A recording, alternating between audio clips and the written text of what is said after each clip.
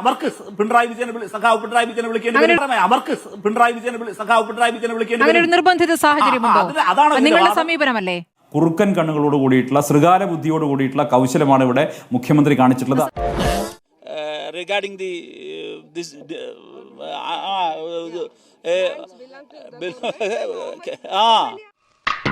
ഇതുപോലുള്ള വാർത്തലസായിട്ടുള്ള ആൾക്കാരാണ് പാർട്ടിയെ പ്രതികരിച്ച് പോയിട്ടുള്ളതെന്ന് ആളുകൾക്ക് മനസ്സിലാവും. അത്രേ കുഴപ്പമുള്ളൂ. നേരെ മറിച്ച് വല്ല സമര സംഘടനയ്ക്കാണെങ്കിൽ നമുക്ക് റഹീമിനെ അയക്കാം. വേണമെങ്കിൽ ഒരു നോക്ക് കണ്ടോളൂ, ചിരിക്കരുതേ.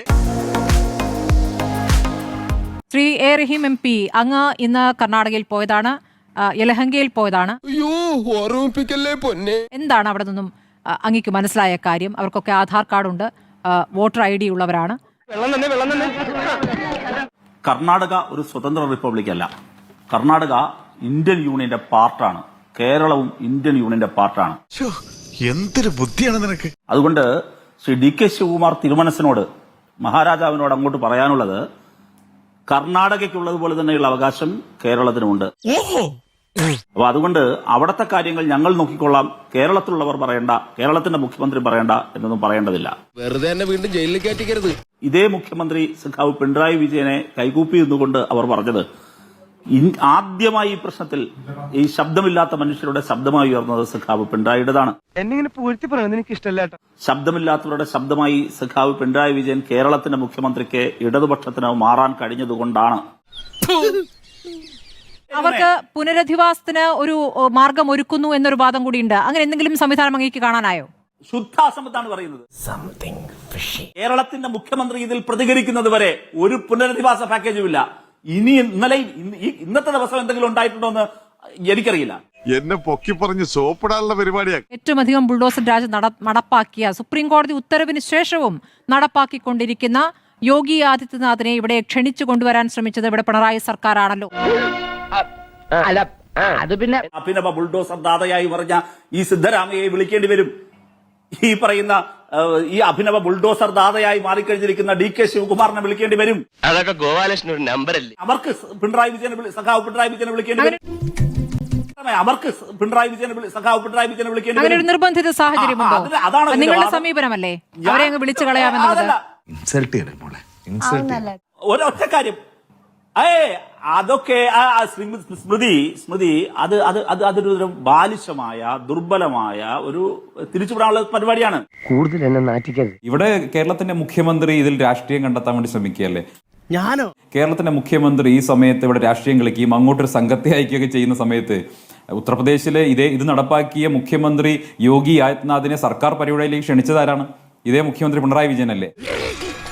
ആ യോഗി ആദിത്യനാഥിന്റെ കത്ത് ഇവിടെ വായിച്ച ഹർഷപുളകിതനായ മുഖ്യമന്ത്രി ഈ ബുൾഡോസർ രാജിന്റെ ബ്രാൻഡ് അംബാസഡറായ യോഗി ആദിത്യനാഥിനെ കേരളത്തിലെ സർക്കാർ സ്പോൺസേഡ് പരിപാടിയിലേക്ക് ക്ഷണിച്ച് അദ്ദേഹത്തിന്റെ ആശംസാ സന്ദേശം വായിച്ച മുഖ്യമന്ത്രി ഇപ്പൊ കർണാടകയിലെ തികച്ചും മതേതരമായിട്ടുള്ള കർണാടകയിലെ മതന്യൂനപക്ഷ വിഭാഗങ്ങളെ സംരക്ഷിക്കുന്നതിൽ ഏറ്റവും കൃത്യമായിട്ടുള്ള നിലപാട് സ്വീകരിച്ചിട്ടുള്ള സർക്കാരിനെ പ്രതിക്കൂട്ടിൽ നിർത്തുന്ന ആർക്ക് വേണ്ടിയിട്ടാ? വാസ്തവത്തിൽ കർണാടകയിൽ CPM-ന് ഏതെങ്കിലും തരത്തിൽ രാഷ്ട്രീയ സ്വാധീനം ഉണ്ടായതുകൊണ്ടാണ്? അല്ല, മറിച്ച് BJP-ക്ക് എങ്ങനെയെങ്കിലും ഒരു നേട്ടം ഉണ്ടാക്കി കൊടുക്കാൻ കഴിയുമോ?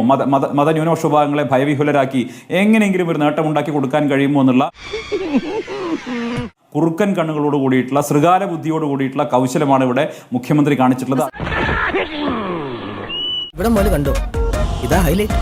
ഞാൻ ഇന്നലെ ഈ പറയുന്ന സ്ഥലത്ത് ಸಂದರ್ಶಿಸಿದതാണ്. ಈ വിക്ടിംസിനെ കണ്ടതാണ്. ಅವರುമായി സംസാരിച്ചയാളാണ് ഞാൻ. എന്താണ് ಫ್ಲಾಶ್ ಬ್ಯಾಕ್? ಇನ್ನು ಬೆಂಗಳೂರಿನಲ್ಲಿ ಕೇರಳದ ರಾಜಕೀಯ ನಡೀತಾ ಇರುವಂತದ್ದು ಈಗ ಬೆಳಕಿಗೆ ಬರ್ತಾ ಇದೆ. ಕೇರಳದವ್ರು ಖಂಡಿಸ್ತಾ ಇದ್ದಾರೆ. ಅವ್ರಿಗೂ ಇದಕ್ಕೆ ಏನ್ ಸಂಬಂಧ? ಬೆಂಗಳೂರಿನ ಕೋಗಿಲು ಲೇಔಟ್ನಲ್ಲಿ ಆದಂತಹ ಮನೆಗಳ ತೆರವಿನ ಬಗ್ಗೆ ಸ್ವತಃ ಕೇರಳ CM ಪಿಣರಾಯಿ ವಿಜಯನ್ ಅವರು ಖಂಡಿಸ್ತಾರೆ. ರಾಜ್ಯಸಭಾ ಸದಸ್ಯ AA ರಹೀಂ ಅವರು ಬಂದಿದ್ದಾರೆ ಸ್ಥಳಕ್ಕೆ ಭೇಟಿ ಕೊಟ್ಟಿದ್ದಾರೆ. ಇವ್ರಿಗೂ ಇದಕ್ಕೂ ಏನ್ ಸಂಬಂಧ? ಇವ್ರು ಯಾಕೆ ಇಲ್ಲಿ ಬಂದು ರಾಜಕೀಯವನ್ನ ಮಾಡ್ತಾ ಇದ್ದಾರೆ? അതാണ് എനിക്ക് ഇപ്പോഴും മനസ്സിലാവാത്തത്. ಕೇರಳದ ರಾಜ್ಯಸಭಾ ಸದಸ್ಯರಾಗಿರುವಂತಹ AA ರಹೀಂ ಅವರು ಕೂಡ ಭೇಟಿ ಕೊಟ್ಟಿದ್ದಾರೆ. ആരാധകരെ കണ്ട ನಮ್ಮ ಜೊತೆ AA ರಹೀಂ ಅವರು ಇದ್ದಾರೆ. ರಾಜ್ಯಸಭಾ ಸದಸ್ಯರು ಅವ್ರನ್ನೇ ಮಾತಾಡ್ಸೋಣ. എന്നെന്തിനെ പൊക്കി പറയണേ? Rahim G, you today you visit to here, you talk to the people. What they said you?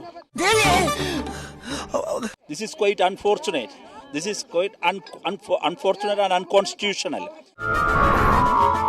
some point of view, we can say that young people, they are disengagers in politics.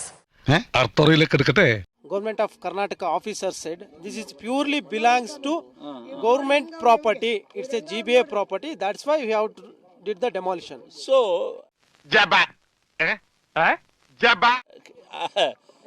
can you the government of Karnataka ചളമായെന്നാ തോന്നുന്നു. make a audit? Vajpayee is no prime minister, but he can honor of Kerala chief minister. In Karnataka city regarding the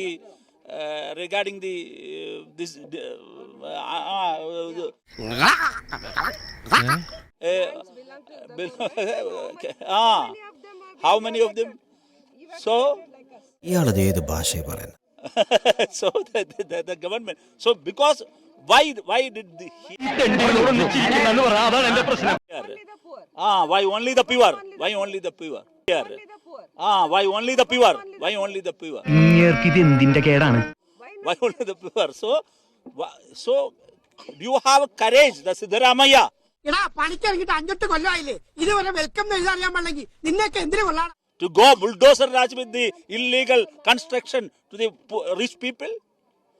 You have the courage. എന്താ ഷൈട്ട് പറഞ്ഞേ? ഒന്നും മനസ്സിലായില്ല, പക്ഷെ കാണിക്കണ്ട.